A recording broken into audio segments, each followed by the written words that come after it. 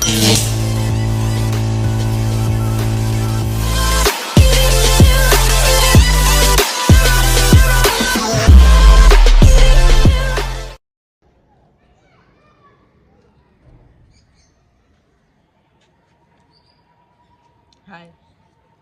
So hello guys, welcome to my channel. অনেক দিন পরে আসলে আজকে, অনেক দিন না আসলে বলতে গেলে অনেক বছর পরে। তো সত্যি কথা বলতে আমি ওরকম লেভেলের সাহস জোগাড় করতে পারতেছিলাম না, বা ওরকমভাবে হচ্ছে যে কন্টেন্ট পাইতেছিলাম না। অনেক লম্বা একটা গ্যাপ ছিল।